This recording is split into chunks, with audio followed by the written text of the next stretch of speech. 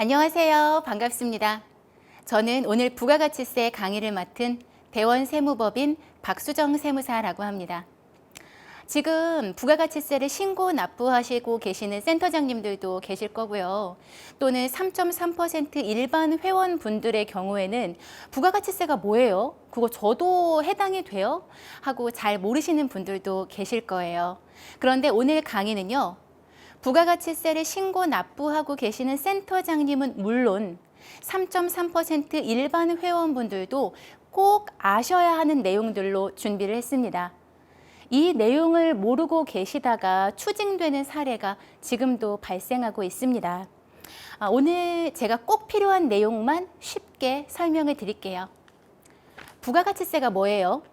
대한민국 사진을 준비를 했습니다. 우리는 대한민국에서 살면서 물건을 사기도 하고 팔기도 하고 아르바이트와 같은 용역을 사기도 하고 우리가 애터미에 용역을 제공하고 대가를 받기도 하죠. 부가가치세는요, 이렇게 재화나 용역을 공급하는 과정에서 얻어지는 이윤, 즉 부가가치에 과세되는 세목입니다. 각 유통 단계마다 과세되는 거래세의 성격도 가지고 있고요. 부가가치세의 납세 의무자는 누구일까요? 개인이 사업상 독립적인 지위에서 영리 목적 관계없이 재화나 용역을 제공을 한다면 부가가치세법상 납세 의무자에 해당이 돼서 부가가치세를 신고 납부하실 의무가 있으세요. 사장님들이 부가가치세를 신고 납부하실 의무가 있다라는 거지 부가가치세를 최종적으로 부담하신다라는 의미는 아닙니다. 부가가치세를 최종적으로 부담하는 주체는 최종 소비자이세요. 사장님들은 부가세를 신고 납부하실 때 매출세액을 받아서 내 매입세액을 차감하고 남은 금액만 납부를 하시는 겁니다. 부가가치세를 과세하는지 여부에 대해서 법에서 다음과 같이 규정을 하고 있어요. 과세되는 거래, 그리고 면세되는 거래, 그리고 비과세되는 거래 세 가지 유형으로 나눠볼 수 있고요. 쉽게 생각해서 우리가 생각하는 모든 거래에 대해서 기본적으로 부가가치세 10%가 붙는다라고 생각하시면 쉬우세요. 그리고 예외적으로 부가가치세를 부과하지 않는 면세 거래가 있다라고 생각을 하시면 조금 더 쉽습니다. 우리 센터장님들 경우에 있죠. 지금 교육장이 있으신 센터장님의 경우에는 제가 위에 별표를 쳐놓은 부가가치세가 과세되는 일반 과세자에 해당이 되시고요. 그리고 3.3% 일반 회원분의 경우에는 아래에 제가 별표를 쳐놓았는데요. 이분들은 부가가치세가 면세되는 용역을 제공하시는 항목에 해당이 되세요. 저술가 등이 직업상으로 제공하는 인적 용역에 대해서는 부가가치세를 면세하고 있습니다.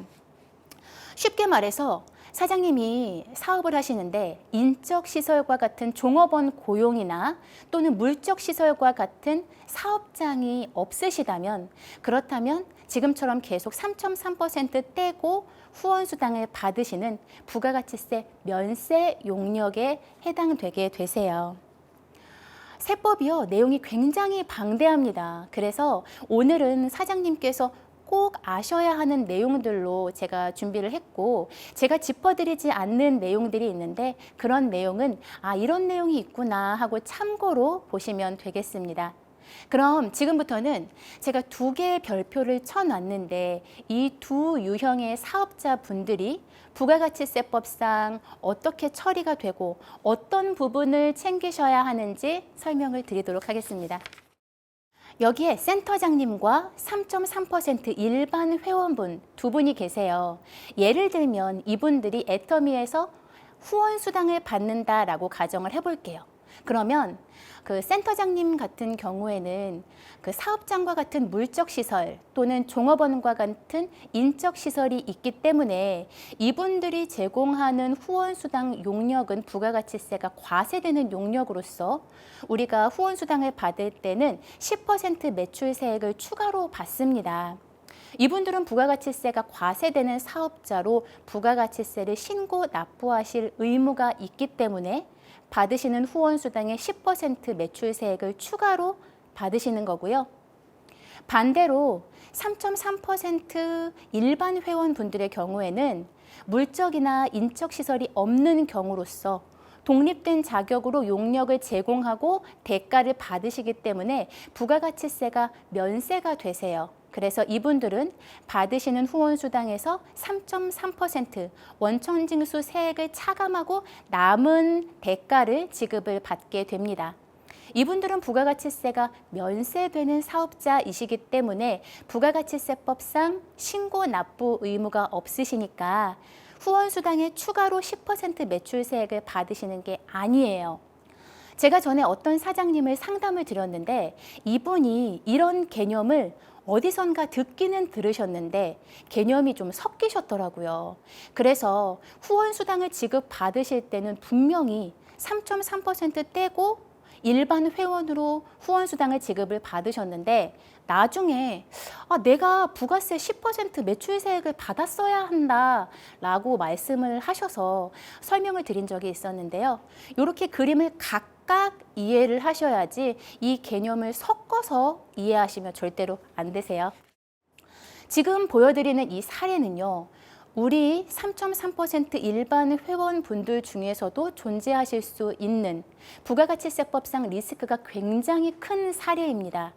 설명을 드리면 3.3% 일반 회원으로서 내가 사업에 계속 반복적으로 사용하는 인적시설이나 물적시설이 있으시면 부가가치세법상 사업자 등록을 반드시 하셔야 돼요. 이게 우리 업종은 아니긴 한데요. 다른 업종에서 이와 비슷한 구조로 부가가치세법상 사업자 등록을 하지 않으셔서 이렇게 추징되는 사례가 현재 있습니다. 그래서 저희는 지금 이분이 너무 과도하게 추징되지 않도록 그런 쪽을 포커스를 맞춰서 도와드리고 있는데요. 오늘 강의에서 제일 중요한 장표입니다. 제가 다시 한번 짚어드릴게요. 사장님이 강의 들으면서 나는 어디에 해당하는지 점검을 한번 해보세요. 내가 빨간 박스에 해당이 되는지 회색 박스에 해당이 되는지 확인해 보세요. 다시 짚어드릴게요. 나는 3.3% 떼고 수당을 지급받는 일반 회원으로서 사업에 계속 반복적으로 사업에 사용을 하는 종업원과 같은 인적시설 또는 사업장 임차와 같은 물적시설이 있다면 부가가치세법상 사업자 등록을 반드시 하셔야 하고요.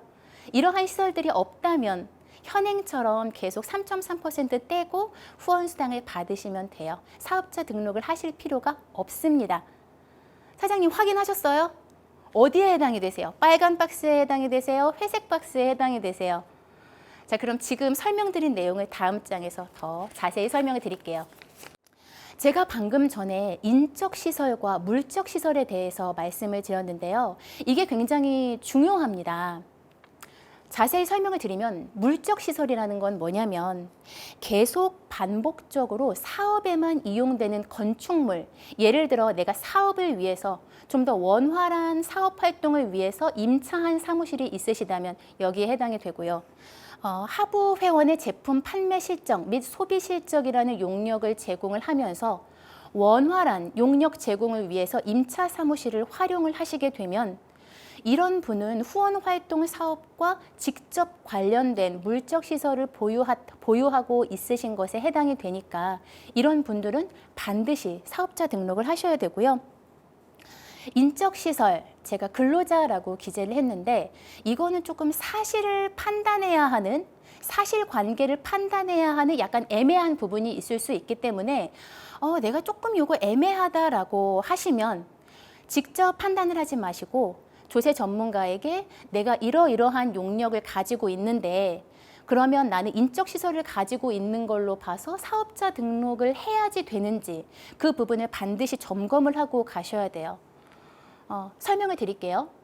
인적시설로 보는 용역은 어떤 용역이냐면 내가 근로자를 고용을 했는데 이 근로자가 주된 용역에 직접적 관련 있는 용역을 제공하거나 또는 주된 용역 제공에 필수적으로 부수되는 보조 업무, 그러니까 예를 들면 후원수당을 받는다 하면 그것과 직접적으로 관련된 업무를 도와주는 종업원을 고용을 하고 계신 경우에 해당이 돼요. 반대되는 개념으로는 단순 보조 업무를 도와주는 경우에는 인적시설을 갖추는 것으로 보고 있지 않습니다.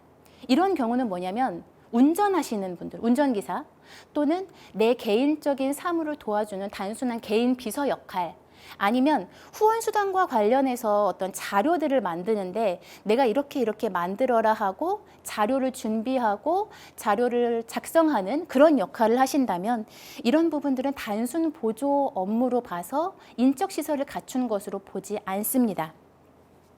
여기서 3.3% 인적 용역 소득자로 셀프로 세금 신고하시는 분들 주의하셔야 되는 게 뭐냐면 이런 분들은 그 사업장 관련한 임차료 그리고 차량에 대한 감가상각비, 직원급여, 복리후생비 이러한 계정 과목들은 간편장부로 소득세를 신고하실 때 비용으로 넣으시면 안 되세요. 거기에 비용을 넣으시게 되면 여기서 얘기하는 주요한 쟁점 사항인 인적시설이라든지 물적시설로 봐서 내가 부가가치세법상 사업자 등록도 안 하고 부가가치세는 전혀 모르고 있었음에도 불구하고 부가가치세법상 추징이 될 수 있기 때문에 이 부분을 굉장히 주의하셔야 합니다. 앞에서 점검하셨죠? 빨간 박스에 해당이 되는지 회색 박스에 해당이 되는지 점검하셨죠? 예를 들어 사업자 등록을 하셔야 하는 분들을 위해서 참고로 보시라고 내용을 조금 준비를 해봤어요. 너무 중요한 내용이라 다시 한번 짚어드릴게요. 3.3% 일반 회원으로서 별도의 사업장을 두고 있는 경우 또 근로자를 고용한 경우에는 부가가치세법상 반드시 사업자 등록을 하셔야 합니다. 그러면 사업자 등록은 아무 때나 해도 될까요? 안 돼요. 사업 개시일로부터 20일 이내에 사업자 등록을 신청을 하셔야 됩니다. 사업자 등록을 신청을 하지 않으시면 사업자 미등록 가산세가 붙어요. 그래서 실질적으로 사업을 개시했다라고 보는 시점부터 내가 실제로 사업자 등록을 신청을 한 전일까지 발생한 공급가액의 1%가 가산세로 붙습니다. 이런 가산세도 가산세이지만요. 우리가 매입세액이 불공제되는 사례를 굉장히 주의하셔야 되는데요. 매입세액 불공제되는 사례가 뭐냐면 우리가 부가가치세를 신고 납부할 때는 매출세액을 후원수당의 경우를 예를 들면 매출세액을 후원수당의 10%를 추가로 받아서 거기서 내가 매입한 매입세액 공제를 차감을 하고 남은 금액만 납부를 하는 거잖아요. 그러면 이 매입세액 공제를 반드시 받아야 하는데 이 매입세액 공제를 안 해주겠대요. 어떠한 경우에 매입세액이 불공제될 수 있냐면요. 예를 들어 상반기, 하반기 기간이 있어요. 그래서 내가 예를 들어 상반기에 사업을 시작하고 상반기 안에 사업자 등록을 냈어요. 그렇다면 매입세액이 불공제되는 부분에 있어서는 문제가 없으세요. 그런데 문제는 뭐냐면 예를 들어 한 5월, 6월 정도에 사업을 시작을 하시는 거예요. 또 우리는 1인 사업장이 많잖아요. 2차조차 바쁘다 보니까 7월로 넘어갔어요. 그러면 7월 20일까지는 반드시 사업자 등록을 하셔야 합니다. 7월 20일이 지나게 되면은 상반기 동안에 내가 사업과 관련해서 매입한 물품에 대한 매입세액을 공제를 해주지 않는다라는 거예요. 하반기도 마찬가지입니다. 하반기에 만약에 사업을 시작하시게 되면 다음 해 1월 20일까지는 반드시 사업자 등록을 하셔야 그 하반기 동안에 내가 매입한 매입 물품에 대한 공제를 받으실 수가 있으세요. 우리가 보통 처음에 사업할 때 큰 돈이 들어가잖아요. 그리고 1인 사업장들도 굉장히 많으시고요. 그래서 내가 상반기에 사업을 시작했다. 근데 너무 바빠서 사업자 등록을 내지 못하고 하반기로 넘어간다 하면 그때는 반드시 조세 전문가와 상담을 받으셔서 현재 상황에 대해서 점검을 하시고 필요한 부분, 내가 누락한 부분들이 어떤 것들이 있는지 점검을 하시고 갈 필요가 있겠습니다. 사업자 등록을 내실 때 필요한 구비 서류에 대해서 열거를 해봤습니다. 사업자 등록 신청서 당연히 있어야 되겠죠. 또 사업장을 임차하신 경우라면 임대차 계약서 사본도 필요합니다. 2인 이상 공동으로 사업을 하시는 경우에는 동업 계약서도 들어가야 하고요. 이렇게 서류들을 갖춰서 사업장 관할 세무서에 방문해서 신청을 하실 수도 있으시고요. 또는 국세청 홈택스 웹사이트에서도 보다 쉽고 편리하게 신청을 하실 수 있으세요. 또 나는 세금은 잘 모르겠어. 그냥 너무 복잡해서 다 그냥 기장 사무실에 맡길래 하시는 분들은 이 기장 사무실에서 사업자 등록을 내는 업무도 대행을 해드리고 있기 때문에 이런 것도 참고로 알고 계시면 좋겠고요. 사업자 등록증을 신청을 하시면 보통 바로 나옵니다. 사업자 등록증을 내는 것과 별도로 확정 일자를 받으실 필요가 있는 경우가 있어요.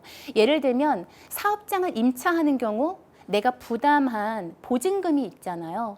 그러면 만약에라도 임대인이 어떤 경매라든지 공매로 사업장이 넘어가는 경우, 이분이 채무를 이행하지 않아서 이 사업장이 경매나 공매로 넘어가게 되는 경우에는 확정일자를 받아두시면 내 보증금에 대해서 확정일자를 기준으로 우선적으로 변제받을 수 있는 권리가 있으세요. 이렇게 확정일자를 받기 위해서는 사업장 관할 세무서로 가셔서 확정일자 신청서를 작성하시면 되고요.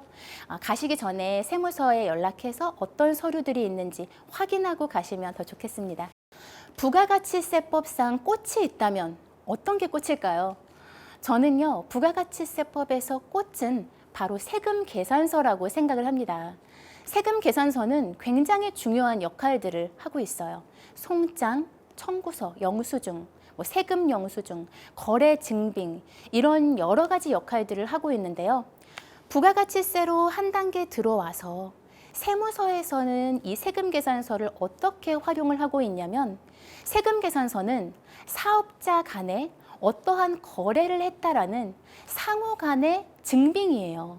그래서 예를 들면 A라는 사람이 매출을 일으키고 B라는 사람이 매입이 되잖아요. 그러면 각각 이 매출과 매입에 대해서 부가세를 신고를 해야 하는데 만약에 어느 한쪽이 고의로 또는 실수로 누락을 하게 되는 경우에는 다른 쪽에서 세금 계산서가 잡히죠. 그래서 이렇게 상호 이렇게 작용할 수 있는 그러한 역할도 하고 있습니다. 세금 계산서는요, 너무 중요해서 꽃은 꽃인데 가산세가 많은 꽃이에요. 굉장히 중요한 역할들을 하고 있고요. 뒤에서 가산세는 보다 자세히 설명을 드리겠습니다. 이렇게 중요한 세금 계산서와 관련해서 사장님들께서 신경 쓰실 일은 딱 하나예요. 예를 들면 수당을 받으시면 다음 달 10일까지 세금 계산서를 발행을 하시는 거죠. 세금 계산서를 애터미에서는 역발행으로 세금 계산서를 대부분 발행을 하고 계신데요. 정발행과 역발행 두 가지 방법이 있어서 일단 소개를 드리고자 합니다. 정발행이라는 거는 뭐냐면요. 일반적으로 사업을 하시는 분들은 이러한 방법으로 세금 계산서를 발행을 하세요. 사업자가 어떤 재화나 용역을 공급하는 경우에 그 공급한 가액에 대해서 거래 상대방에게 세금 계산서 내용을 기재해서 발행을 해주는 거죠. 이런 경우에는 사업자가 직접 세금 계산서를 작성해서 발급을 한다라는 특징을 가지고 있고요.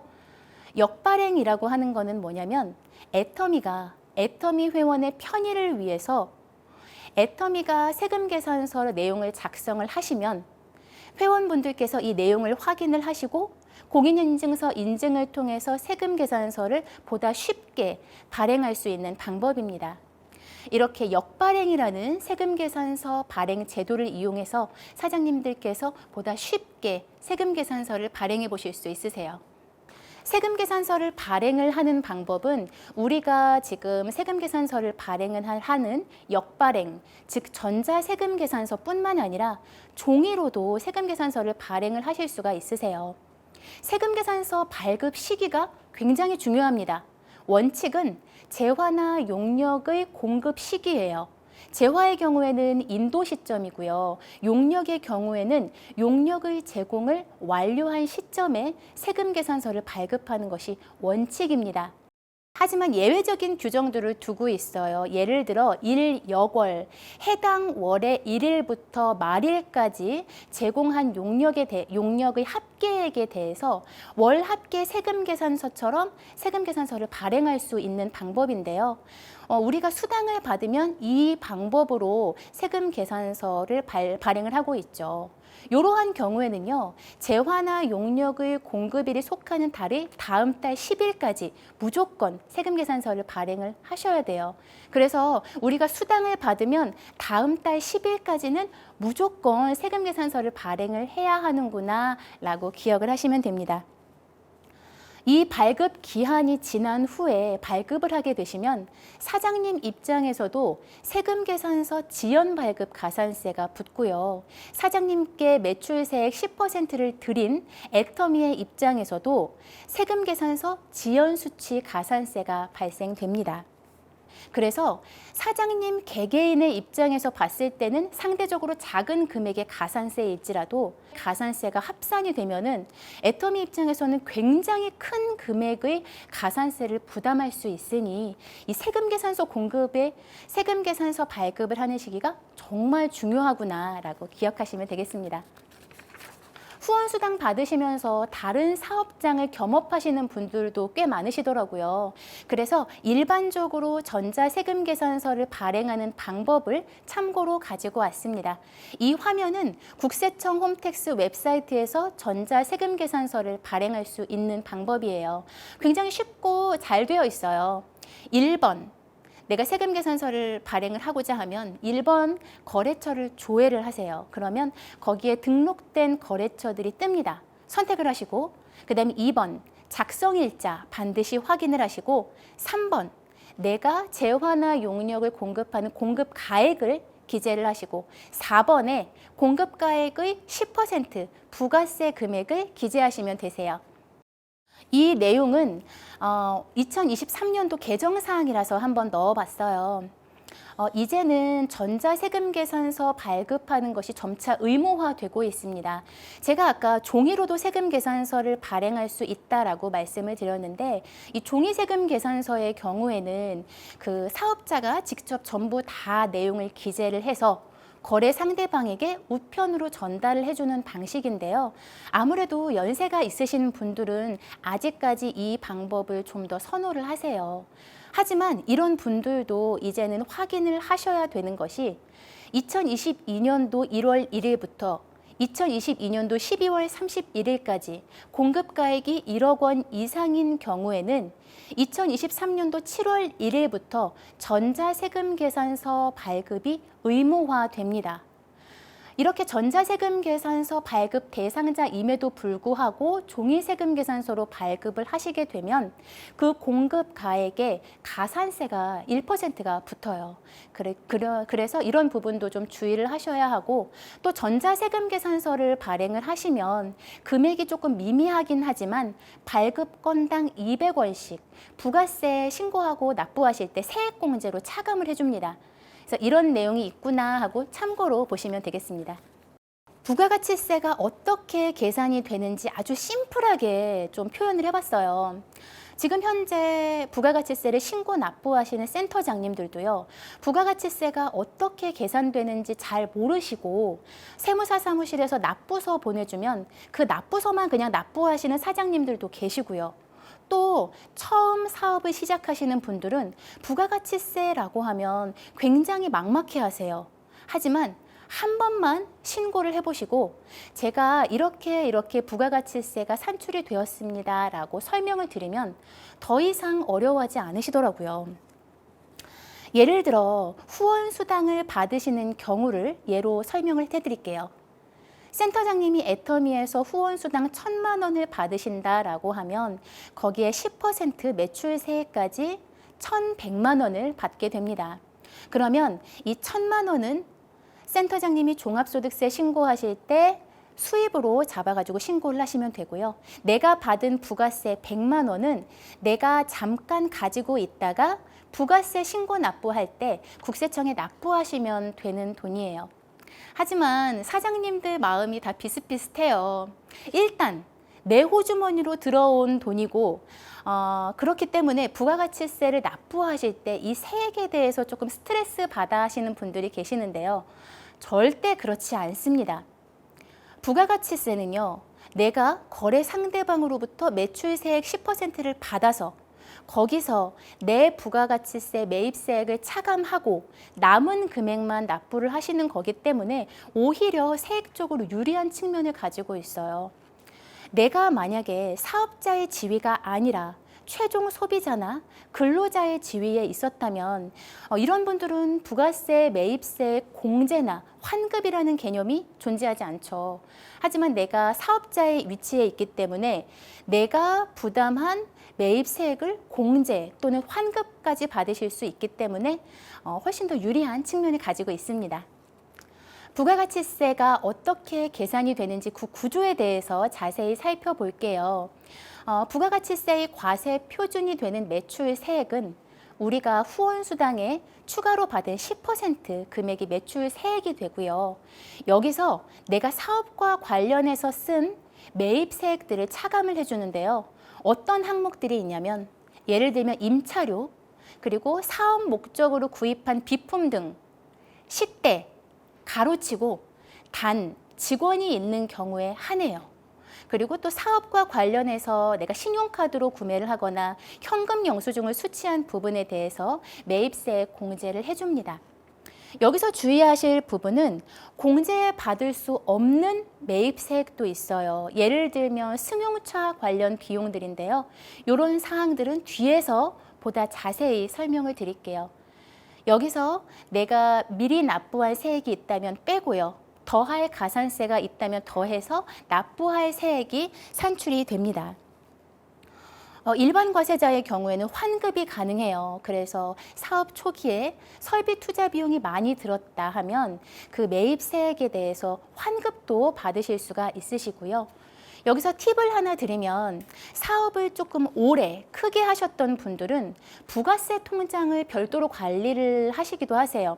부가세 통장이라는 건 뭐냐면 내가 후원 수당을 받잖아요. 그러면 거기에 10% 매출세액을 추가로 받게 되는데 이 10% 부가세 받은 거를 부가세 통장으로 보내는 거예요. 그러면 실질적으로 내가 부가세를 신고 납부할 때에는 내가 받은 10% 매출세액에서 내 매입세액이 빠지고 남은 금액만 납부를 하기 때문에 분명히 그 10%보다는 적은 금액을 납부를 하시게 되는 거거든요. 그래서 사업 자금을 조금 융통하시는 측면에서 편리하게 이용을 해보실 수도 있으세요. 부가가치세 계산 구조 간이과세자인데요. 참고로 간단하게 설명을 드릴게요. 일반 과세자랑은 조금 달라요. 이분들은 납부세액이 어떻게 산출되냐면 부가가치세를 포함한 금액을 공급가액이라고 하고요. 여기에 업종별 부가가치율을 곱하고 여기에 10%를 적용을 한 금액을 납부세액으로 합니다. 여기서 차감되는 매입세액은 세금계산서 등을 수취한 부분에 대해서 매입세액 공제를 해주고요. 신용카드 발행에 따른 금액들이 있다면 요거에 대해서도 세액 공제를 해줘서 이렇게 납부할 세액이 산출이 됩니다. 이분들이 일반 과세자와 다른 특징은 뭐냐면 이분들은 환급이 안 되세요. 그래서 예를 들어 사업 초기에 사업자 등록증을 먼저 내시는 경우가 많아요. 사장님들이 요새 유튜브 같은 거 찾아보면 간이가 나아요, 일반이 나아요 하면 대부분 간이가 낫습니다. 그럼 간이로 해가지고 사업자 등록증을 내서 나중에 세금 신고하러 세무사 사무실에 찾아오는 경우들이 있는데요. 이분들은 보면 너무 안타까워요. 초기에 사업 설비도 많이 투자를 하고 분명히 일반 과세자이셨으면 부가세 환급을 적지 않게 받으셨을 분들인데 저는 그 금액을 계산을 하니까 금액이 눈에 보이잖아요. 그래서 이런 분들이 조금 안타깝더라고요. 간이과세자는 환급이 안 된다는 거 기억을 하시면 좋겠습니다. 사업자 등록을 하실 때 일반 과세자 또는 간이 과세자 이렇게 선택을 하실 수 있는데요. 각각의 특징들이 조금 있어요. 일반 과세자의 경우에는 사업자와 거래를 했을 경우 또는 내가 어떤 용역이나 재화에 대한 물품의 대가를 받았을 경우 거래 상대방에게 세금 계산서를 반드시 발급을 해주실 의무가 있습니다.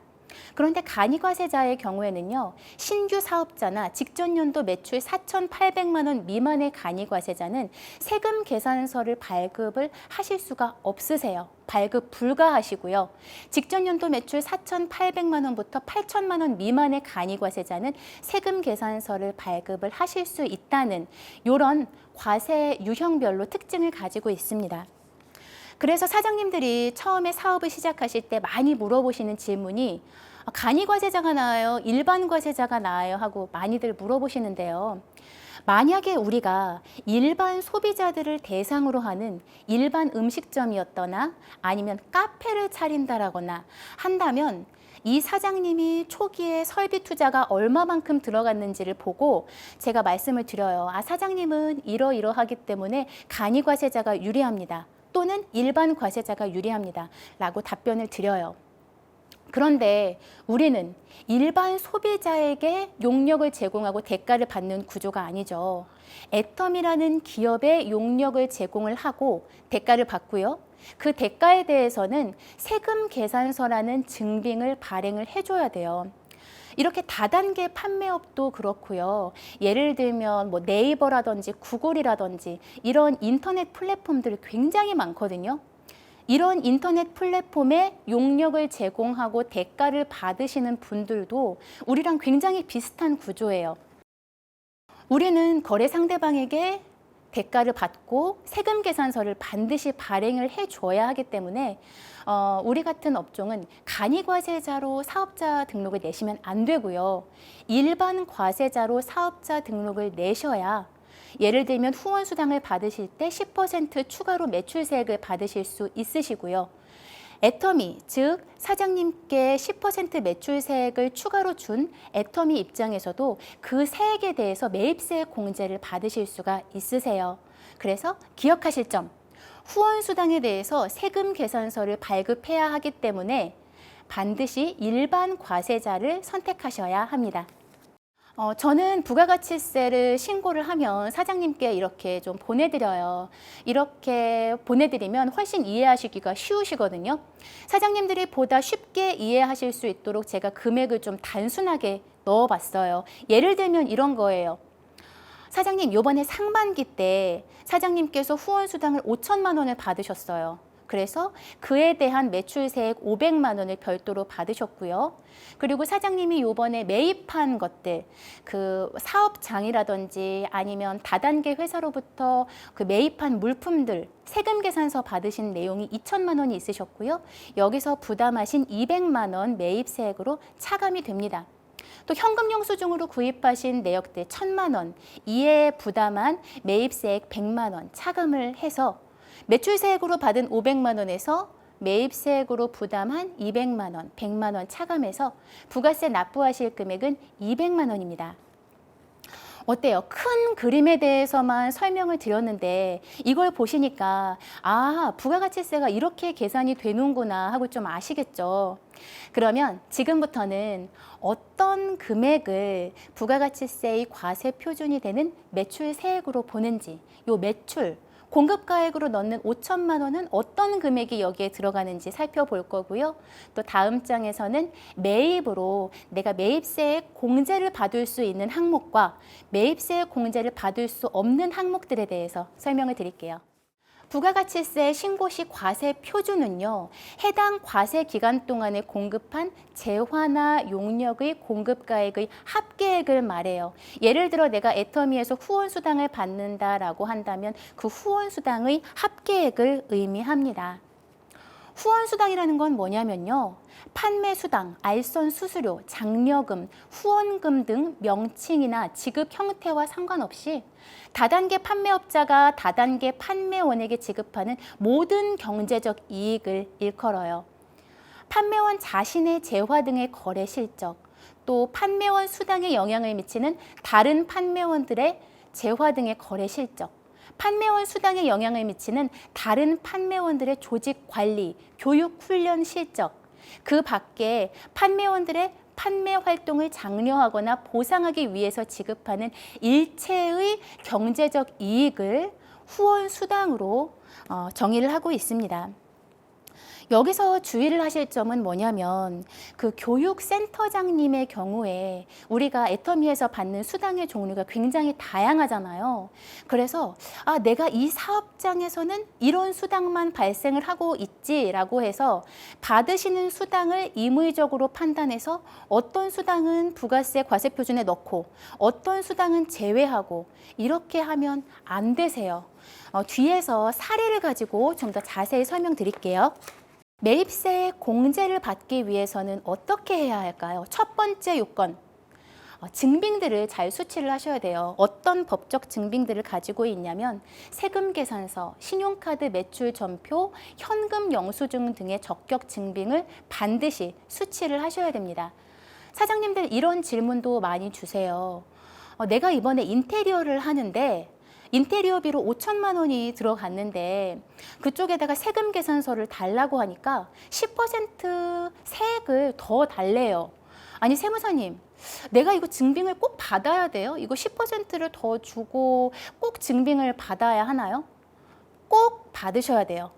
10%로 더 부담하는 이 매입세액의 경우에는 우리는 부가세 신고 납부할 때 어차피 다 빠져요. 어차피 돌려받으실 돈이에요. 문제는 이 10% 매입세액이 아니라 우리가 예를 들어 그 인테리어로 5천만 원을 지불을 했다라고 한다면 이 비용에 대해서 문제 없이 종합소득세법에서 비용 처리를 인정을 받으셔야 하잖아요. 그렇기 때문에 반드시 10%를 더 부담을 하신다 하더라도 법적 증빙을 수치를 하셔야지 되고요. 또 약간 그 처음에 사업을 하시면 자금 운용하시는데 어려움이 있잖아요. 그러면 이러한 설비 투자와 관련한 매입세액은 조기 환급을 받으실 수가 있으세요. 조기 환급이라는 거는 뭐냐면 말 그대로 부가세 신고 납부 기한까지 기다리지 않다 하더라도 내가 부담한 매입세액에 대해서 빨리 환급을 해주겠다라는 제도예요. 요거는 신청하시면 바로 환급이 나오기 때문에 자금을 운용하시는 측면에 있어서 이런 것도 좀 고려를 해보고 계시면 좋겠습니다. 또 사장님들 여기서 누락하기가 쉬운 게 뭐냐면 내가 예를 들면 이렇게 큰 돈을 주고 세금 계산서를 수치를 하는 경우에는 내가 세금 계산서가 잘 들어왔는지 이런 것들을 좀 눈여겨보고 계세요. 그런데 통장에서 나가는 좀 자잘한 비용들 있잖아요. 뭐 전력비라든지 통신비라든지 이런 것들에 대해서는 사장님이 거래 상대방에게 나는 사업자 등록이 있는 사람이니까 내가 지급한 금액에 대해서 세금 계산서를 발행해 달라라고 요청을 하셔야 돼요. 내가 그냥 가만히 있는다고 증빙이 다 나한테로 수치가 되는 게 아니에요. 이렇게 요청을 하셔야 한다는 점. 그래서 이런 것들이 누락되는 경우들이 많이 있으니까 특히나 처음에 사업을 시작하시는 분들이라면 통장을 놓고 내가 증빙들을 잘 수치를 하고 있는지 체크해 보시면 좋겠습니다. 매입세액을 공제받기 위한 두 번째 요건. 사업과 관련된 비용만 부가가치세법상 매입세액으로 공제를 받으실 수가 있으세요. 예를 들어 보면 사업장 임차 비용입니다. 이거는 일반 과세자, 임대인이 일반 과세자인 경우에 해당하고요. 그리고 두 번째로 사업장에 필요한 비품들, 또 물품, 통신비, 전기세 이런 비용들에 대해서 매입세액 공제를 받으실 수가 있으시고요. 또 상품 홍보를 위해서 애터미에서 구입한 그 상품 등의 비용에 대해서는 매입세액 공제를 받으실 수 있습니다. 또 1000cc 이하 소형 자동차 그리고 9인승 이상 승용 자동차를 구입하는 데 들어간 비용과 유지하는 데 들어간 비용에 대해서는 매입세액 공제를 받으실 수가 있으세요. 이렇게 매입세액을 공제해주는 개념이 있다면 반대로 매입세액을 공제해주지 않는 불공제 개념이 있겠죠. 매입세액 불공제 개념에 대해서 살펴보면요. 첫 번째, 매입처별 세금계산서 합계표를 미제출, 부실 기재한 분에 대해서는 매입세액 공제를 해주지 않습니다. 매입처별 세금계산서 합계표라고 하는 거는 부가세 신고할 때 들어가는 서식의 이름이에요. 이 서식에는 내가 매입한 물품과 용역에 대한 세금계산서 내용이 쭉 정리된 표라고 생각을 하시면 돼요. 그렇기 때문에 이 필수적인 서식이 없다면 당연히 매입세 공제를 안 해주겠죠. 그리고 두 번째, 접대비 및 이와 유사한 비용의 지출에 관련된 매입세액. 내가 예를 들어 하위 판매원에게 명품백을 하나 줬어요. 진짜 줬을 수도 있고요. 아니면 나중에 세무서에서 소명 요청이 들어와서 이야기를 만들어냈을 수도 있고요. 그 어떤 경우에 해당하던지 이렇게 접대비로 볼 수 있는 비용에 대해서는 매입세 공제를 해주지 않습니다. 세 번째, 비영업용 소형 자동차의 구입, 임차, 유지에 관한 매입세액입니다. 이런 것들은 매입세 공제가 안 돼요. 말씀드릴 내용이 많아서 요거는 뒷장에서 좀 더 자세히 말씀을 드릴 거고요. 네 번째, 가사 목적으로 사용하는 매입세액. 다섯 번째, 사업과 직접 관련이 없는 지출에 대한 매입세액이요. 4번, 5번과 관련해서 예를 들어 세무서에서 이제 소명 안내가 와요. 내가 세금 신고한 어떤 부분이 문제가 돼서 세무서에서 연락이 오는 경우에는 그 문제가 되는 부분만 발라내는 게 아니라 전체 세금 신고 내용에 대해서 검토가 들어가기 때문에 여기서 우선적으로 부인될 수 있는 항목이 뭐냐면 그 대표자의 식대 항목이에요. 나 지금까지 밥 먹은 거 전부 다 매입세 공제 받았는데요? 라고 생각하시는 분들 계실지 모르겠지만 제가 어떤 포인트에서 말씀을 드렸죠? 세무서에서 연락이 와서 내가 신고한 내용에 대해서 전체적으로 검토가 들어갈 때는 정말 법대로 내용을 처리를 합니다. 그래서 특히나 직원이 없는 1인 사업장의 경우에는 대표자가 그 드신 식대 같은 거, 가맹점 이름 보면 다 나오잖아요. 그런 이런 식대 같은 거는 가사 경비로 봐서 부가가치세법상 매입세 공제가 되지 않는다는 점을 참고로 알고 계시면 되겠습니다. 또 우리 광고 선전비라든지 판촉비 이런 비용들 비용 처리 많이 하시잖아요. 그런데 세무서에서 문제 삼을 경우에 이게 문제가 될 수 있는 항목은 이런 비용들을 접대비로 볼 수 있는 여지가 있습니다. 제가 사례를 하나 가지고 왔어요. 조세 심판원에서 다퉜던 사례인데요. 제약회사 영업 직원들이 의사분들을 대상으로 영업을 정말 많이 합니다. 어떤 제품 설명회를 개최해서 장소를 대관하고 식사를 대접하고 우리 제품을 홍보하고 약소한 선물도 지급을 하고요. 우리랑 조금 비슷한 부분이 있죠. 그런데 이렇게 들어간 비용들에 대해서 세무서에서 접대비로 봐서 한도, 법인세의 경우 또 소득세의 경우 한도를 규정하고 있는데 그 한도 금액까지만 비용으로 인정을 해주고 남은 금액은 한도 초과로 부인을 했어요. 그러니까 이분이 만약에 소득세 적용 대상자이셨으면 소득세에서도 세액이 추징되고 거기에 가산세가 붙고요. 또 부가세 신고를 하신 부분에 대해서도 접대비 매입세액을 인정을 해주지 않기 때문에 부가세도 추징되고 그에 대한 가산세까지 붙었던 사례입니다. 결론은 조세심판원에서 세무서가 너무했네. 이거는 그 사업과 관련되는 비용이 맞지 접대비로는 볼 수 없다라고 판단을 내렸어요. 이렇게 이런 부분들이 그 나중에 세무서와 갈등이 있었을 때 다툼이 생길 수 있는 쟁점 사항이 될 수 있기 때문에 이런 부분들의 리스크를 최소화하기 위해서는 이런 비용들이 조금 많이 나간다 또는 내가 사업 수입 금액이 조금 높다 하시면 반드시 비용을 지출하시기 전에 조세 전문가와 상담을 받으시고 내가 어떻게 좀 증빙을 마련을 해야 하는지 컨설팅을 받으시면 좋겠습니다. 우리는 인적 네트워크 마케팅을 하고 있잖아요. 사람이 정말 중요하고 사람도 정말 많이 만나고 그렇기 때문에 차가 꼭 필요한데요.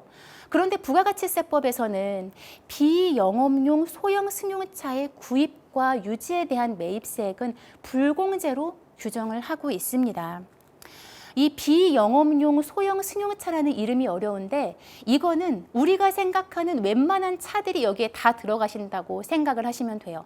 왜 불공제 해주냐면 이런 차량은 사업용으로도 물론 사용을 하실 수가 있겠지만 사적으로도 사용을 할 수가 있죠. 그래서 사업 관련해서 사용했다라는 것을 입증하기가 어렵기 때문에 요거에 대해서는 그 부가세를 매입세 공제를 해주지 않습니다. 그래서 사장님들이 차 사실 때 많이 물어봐요. 요거 차 살 때 요 매입세 공제돼요? 또 우리 유류비만 합산을 하더라도 유류비에 대한 매입세액이 합산하면 금액이 적지 않습니다. 근데 매입세 공제가 안 돼요. 여기서 주의하실 분들이 뭐냐면 3.3% 일반 회원분들은 보통 셀프로 부가세를 신고하시는 경우들이 있는데 홈택스에 신용카드를 등록을 해두시잖아요. 그러면 신용카드 사용 내역을 홈택스에서 공제가 되는 항목, 공제가 되지 않는 항목 이렇게 자동으로 발라주는데 유류 때와 같은 소형 승용차와 관련된 비용임에도 불구하고 공제로 뜨는 경우들이 있어요. 요거 이렇게 자동으로 뜨는 내용으로만 공제를 받으시면 안 된다라는 거. 내가 매입한 매입세액이지만 발라내야 하는 비용들이 있다라는 거 반드시 기억을 하시면 좋겠습니다. 이렇게 부가가치세법에서는 매입세액 불공제를 해주는데요. 예외적으로 빠지는 차량들이 있어요.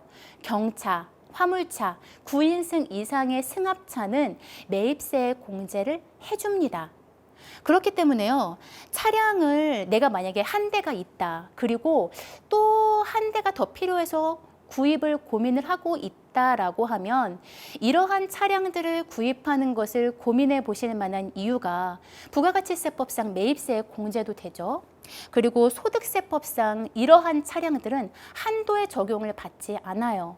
그리고 만약에 복식부기 의무자이신 경우에는 이런 차량들은 업무 전용 자동차 보험도 가입을 안 하셔도 되기 때문에 충분히 구입을 고려해 보실 만합니다. 부가가치세 절세 방안입니다. 제가 절세 방안에 대해서 말씀드리기 전에 항상 사장님들께 먼저 말씀드리는 내용은요. 부가가치세 신고 납부하시는 세액은요. 사장님들이 부담하시는 금액이 아니에요. 내가 매출세액 추가로 받아서 거기서 내 매입세액 차감하고 남은 금액만 납부를 하시는 겁니다. 라고 먼저 안심을 시켜드려요.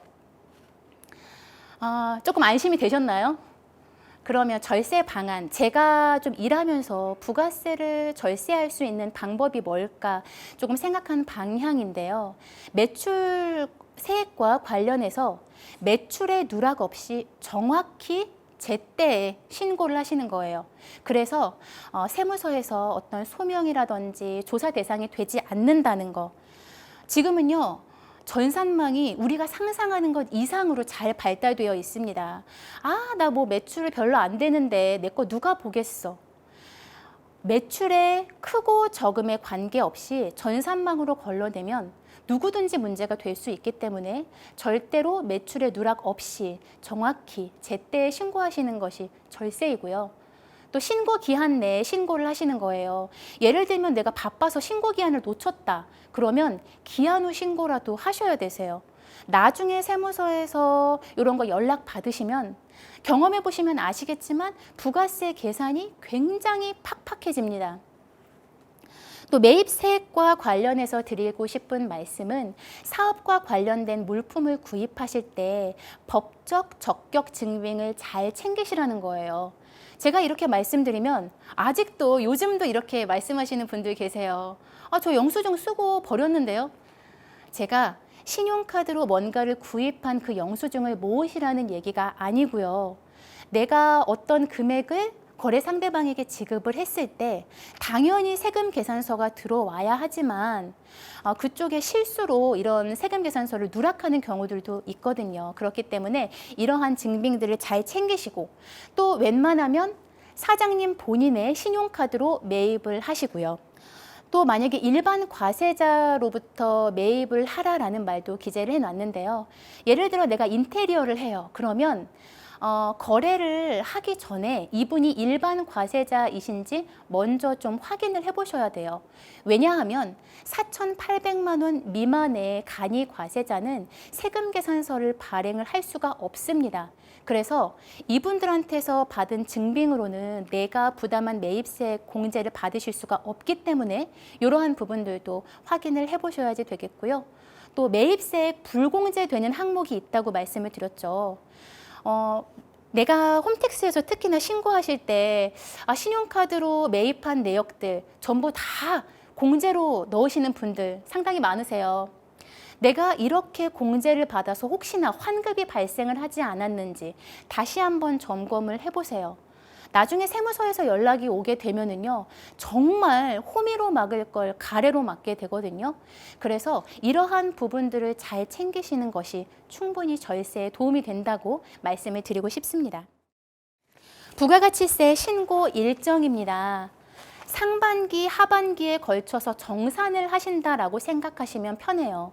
상반기에 내가 그 사업을 한 거에 대해서는 7월 25일까지 부가세 신고를 하셔야 되고요.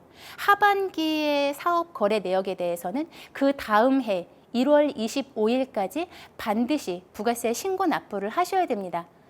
종합소득세가 신고 납부 기한이 5월 31일까지잖아요. 부가가치세는 25일까지고요.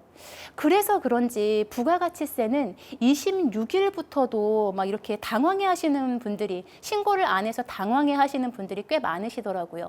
신고 납부 기한이 약간 다릅니다. 세금을 안 내고 버티면 어떻게 될까요? 국세부가 제척기간이라는 것이 있어요. 이거는 국세청에서 국세를 부과할 수 있는 기간을 의미를 하는데요.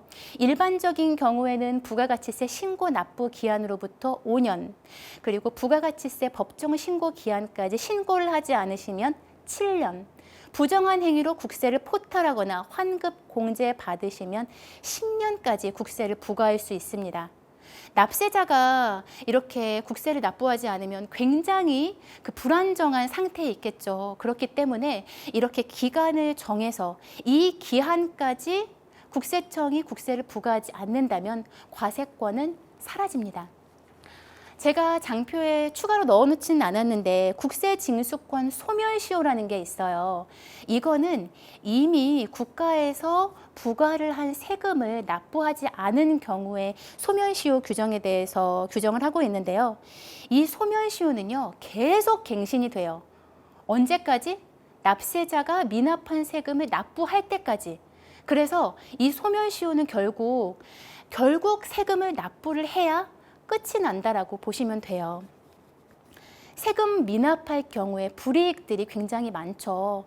첫 번째, 가산세, 그리고 납부 불성실 가산세라고 해서 내가 미납한 세금을 납부할 때까지 매일 이자처럼 붙는 그런 성격의 가산세도 있습니다. 또 500만 원 이상의 세금 및 과태료를 1년 이상 체납 또는 1년에 3회 이상 체납한 경우에는 그 한국신용정보원에 등록이 돼요. 그래서 신용불량자가 되십니다. 이런 경우에는 모든 금융 거래가 사실상 불가능해지니까 정상적인 생활이 어려워진다라고 보시면 되고요. 또 우리가 뉴스에서 고액 상습 체납자 명단 공개라는 그런 말들 많이 들어보셨죠. 이렇게 명단이 공개되기 위해서는 국세 체납액이 2억 원 이상, 그리고 체납액이 발생한 날로부터 1년 이상이 경과한 경우에는 이렇게 명단으로 공개가 됩니다. 세무서에서 이제 세금을 납부하시라고 납부 고지를 하죠. 그리고 독촉장을 보냅니다. 그래도 3년이 지나도 납부를 하지 않으시면 재산에 압류가 들어와요. 먼저 통장부터 통상 압류가 되고요. 그리고 남은 내가 가지고 있는 재산들의 압류가 되기 때문에 이 재산들을 처분하는 것이 불가능해집니다. 그래도 세금을 납부하지 않으시면 이 압류한 재산을 처분해서 국세에 충당합니다. 세금을 안 내고 버틸 수가 없으시겠죠. 예를 들어 우리 3.3% 띄고 후원수당을 받으시는 일반 회원분인데 이분이 만약에 종합소득세 때 그 인건비를 계상을 하신 거예요. 그러면 어떻게 되죠? 인적 시설이 있는 것으로 봐서 부가가치세법상 사업자 등록을 하셔야 하는 의무가 있죠. 이런 경우에 부가가치세법상 추징이 될 수 있는데요. 최악의 경우 총 수입 금액의 10%가 부가가치세로 추징이 됩니다. 이 의미는 뭐냐면요. 내가 예를 들어 후원수당을 받을 때 부가세 내라고 10%를 추가로 받은 돈을 납부한다는 의미가 아니에요. 내 수입 금액에서 부가세로 10%를 낸다는 것을 의미를 합니다. 또 미등록 가산세, 그 사업 개시일로부터 사업자 등록을 신청한 전일까지 공급가액에 대해서 1% 가산세가 발생이 되고요. 또 사업자 등록을 하기 전까지 발생한 매입세액을 불공제해 줍니다. 세금 계산서를 발급을 했어야 하는데 미발급한 부분에 대해서 공급가액의 2% 가산세가 부과가 되고요. 실제로 납부하실 때까지 신고 불성시 가산세, 납부 불성시 가산세가 매일 계산이 되게 됩니다.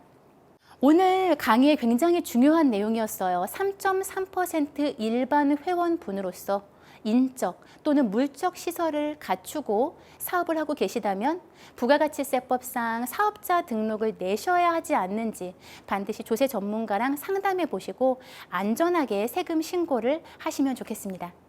이거는 사업자 미등록 시 가산세 및 가산세들이 어떻게 계산이 되는지 그 율에 대해서 소개를 해놨는데요. 뭐 이런 거는 세무사가 알면 되지 사장님들은 기억하실 필요가 없기 때문에 참고로만 넣어놨고요. 세금 계산서를 미발급할 때의 가산세예요. 우리가 그 공급 대가를 받으시잖아요. 예를 들면 후원 수당을 받으시면 바로 다음 달 10일까지는 세금 계산서를 발행을 하셔야 되는데 혹시라도 내가 바빠서 세금 계산서를 기한 내에 발급을 하지 못할 경우에 사업자 입장에서도 가산세가 발생을 하고요. 애터미 입장에서도 가산세가 발생이 됩니다. 사업자가 원래 발급을 했어야 하는 발급 기한을 지나서 확정 신고 기한 이내에 발급을 하시게 되는 경우에는 지연 발급 가산세, 공급가액의 1%가 붙고요. 확정 신고 기한 이후에 발급을 하시게 되면은 미발급 가산세, 공급가액의 2%가 붙습니다. 애터미 입장에서는 확정 신고 기한 이내까지 세금 계산서를 수취하시는 경우에는 지연 수취 가산세, 공급가액의 0.5%가 붙고요. 확정 신고 기한이 지나고 1년이 지났는데 그때까지도 수취를 하지 못하시게 되는 경우에는 매입세액 불공제라는 제일 큰 페널티가 따릅니다. 그래서 사장님들 세금 계산서 제때 발행하지 않으시면 서로 이렇게 불필요한 가산세가 발생될 수 있다는 점 이렇게 알고 계시면 되겠습니다. 다음은 세금 계산서 관련한 가산세예요. 제가 정말 중요하다고 말씀을 드렸죠. 굉장히 다양한 가산세 종류에 대해서 타이트하게 규정을 하고 있습니다. 세금 계산서 관련한 가산세로 이제 미제출하시는 경우 이 내용은 참고로 보시면 되겠고요. 부가가치세를 내가 만약에 바빠서 신고 납부 기한까지 제때 신고를 못했어요. 그럼 어떤 가산세들이 붙게 될까요? 우선 신고를 불성실한 부분 그리고 납부 불성실한 부분 두 부분에 대해서 가산세가 발생이 됩니다. 무신고한 경우에 해당 세액의 20%가 신고 불성실 가산세로 부과가 되고요. 그리고 과소신고하거나 초과 환급 받으시게 되면 그 세액의 10%로 가산세가 부과가 됩니다. 제가 가로치고 부당은 40%라고 기재를 해놨어요. 이런 행위들에 대해서는 국세기본법에서 규정을 하고 있는데요. 예를 들면 허위로 어떤 장부를 작성한다라든지 수취한다라든지 이런 내용들인데 예를 들면 실제로 거래가 없었음에도 불구하고 세액을 좀 줄이게 하기 위해서 가공세금 계산서를 발급하고 수취하는 경우 이러한 행위에 직접적으로 가담을 한 경우에는 이런 경우에는 굉장히 큰 가산세가 부과가 됩니다. 또 납부 불성실 가산세라고 해서 미납 세액에 대해서 매일 10,000분의 2.2씩 이자가 붙어요. 이 이자를 한 1년 정도를 계산을 해보면 본세의 9% 정도가 납부 불성실 가산세로 부과가 된다고 보시면 됩니다. 내가 만약에 신고 기한 내에 신고를 못했어요. 그러면 빨리 기한 후 신고라도 하시면 신고 불성실 관련한 가산세를 감면받으실 수가 있으세요. 신고 기간이 경과했어요. 1개월 이내에 신고 납부하시면 제일 많이 감면해드려요. 50%를 감면을 해드리고요. 1개월 초과 3개월 이내에 신고를 하세요. 그러면 30% 감면을 해드리고요. 3개월 초과 6개월 이내에 신고를 하시면 20%를 감면해드리고 있습니다. 세금을 셀프로 신고하시게 되는 경우의 주의사항에 대해서 가지고 와봤어요. 이 경우는 조세심판원에서 다툰 사례였고요. 이분은 우리한테 따지자면 예를 들면 교육센터장님과 같은 분이셨어요. 별도의 사업장을 운영을 하셨고요. 부가가치세가 과세되는 사업자임을 아시고 부가가치세 신고 납부를 하시는 분이셨습니다. 이분이 그런데 부가세 신고한 내역을 살펴보면 2017년부터 2019년도까지 부가세를 신고를 하기는 했는데 매출이 없는 것으로 신고를 했어요. 분명히 이분은 후원수당, 직급수당, 교육수당 등의 수당을 받으셨는데 매출로는 전혀 신고하지 않으시고 다단계 판매회사로부터 매입한 매입 물품에 대해서 매입세의 공제만 받으셨죠. 그러면 당연히 환급이 나왔겠죠. 환급만 계속 받으셨던 거예요. 그래서 세무서에서 연락이 왔죠. 세무서에서 연락을 받고 나서 이분이 입장을 바꾸셨어요. 어떻게 바꿨냐면 아, 맞다. 내가 사업장이 있고 내가 교육수당이라든지 직급수당으로 받은 금액에 대해서는 부가세 과세표준으로 신고를 하겠다. 하지만 후원수당은 다르다. 후원수당은 이 교육장과는 관련이 없이 발생한 수당이기 때문에 요거는 부가세 과표로 신고할 수 없다라고 하셔서 세무서와 납세자 간의 의견 다툼이 있어서 조세심판원에서 다툰 사례입니다. 처분청에서는 어떻게 봤냐면요. 이 교육 사업장에서 물론 교육도 하지만 판매 제품을 소개 홍보하고 다수의 회원들을 유지 관리하고 회원들 간의 제품의 사용 경험 및 관련 지식을 공유를 함으로써 하위 판매원들의 사업 의욕을 고취시키고 판매 실적을 제고하는 후원수당과 관련한 그런 행위들도 일어났다라고 봤어요. 어때요? 교육 사업장에서 정말 교육만 하나요? 후원수당과 정말 별개의 사업장으로 볼 수가 있나요? 그래서 처분청에서는 이 후원수당은 이 사업자가 물적시설을 결합시켜서 부가가치세를 창출했다. 그러므로 이 후원수당은 부가가치세법상 과세 대상이다라고 봤습니다. 제가 앞서서 간단히 말씀드렸었는데 이렇게 교육장이 있으신 센터장님들은 여러 가지 종류의 수당을 받으세요. 그럴 때 내가 이 수당의 종류를 임의적으로 구분하거나 판단해서 어떤 수당은 부가세 매출로 신고하고 어떤 수당은 제외하고 이렇게 신고하지 않도록 주의를 기울이셔야 되겠습니다. 세금 셀프 신고 시 주의사항 두 번째 사항이에요. 또 이제 여러분들이 이해를 쉽게 하시기 위해서 사례를 가지고 와봤습니다. 이분은요, 우리한테로 따지면 3.3% 일반 회원과 같으신 분이셨어요. 그런데 본업이 따로 있으셨습니다. 본업은 제조업 사업장을 운영을 하셨어요. 사업장을 임차해서 거기서 종업원들도 있고 하는 제조업 사업장을 운영을 하면서 3.3% 떼고 수당을 받으시는 후원 수당을 지급을 받으시는 분이셨습니다. 이분은 당연히 제조업 사업장에 대해서 부가가치세 신고 납부를 하셨죠. 그런데 부가가치세 신고 납부를 하시면서 요 제조업 사업장 관련한 매출세액에서 어떤 거를 매입세 공제를 받았냐면 다단계 회사에서 매입한 물품에 대해서 매입세액 공제를 받았어요. 매입세액 공제를 계산해 보니까 환급이 나와서 환급을 받았습니다. 그래서 세무서에서 연락을 받았죠. 여기 사례에서 주의를 하실 점은 뭐냐면 3.3% 일반 회원분들의 경우 만약에 다른 사업장을 임차해서 운용을 하고 계시다면 그 사업장의 부가가치세를 신고 납부하실 때 절대로 그 사업장과 관련이 없는 다단계 판매 회사에서 매입한 매입 물품에 대해서는 매입세 공제를 받지 않으시도록 이로 인해서 또 환급이 발생을 하지 않으셨는지 반드시 점검을 하셔야 합니다. 오늘 강의 내용의 핵심 내용 다시 한번 짚어드릴게요. 3.3% 일반 회원분들 중에서 인적 또는 물적 시설이 있으신 경우라면 반드시 후원수당 받으시는 금액에 대해서 세금 계산서를 발행을 하시고 또 사업자 등록도 하셔야 되고요. 그리고 부가세 신고 납부 기한까지 부가세를 반드시 신고 납부하셔야 합니다. 이것으로 부가세 강의는 마치도록 하겠습니다. 강의와 관련해서 궁금하신 사항은 아래 연락처로 연락 주시면 됩니다. 애터미 사장님들 아자! 감사합니다.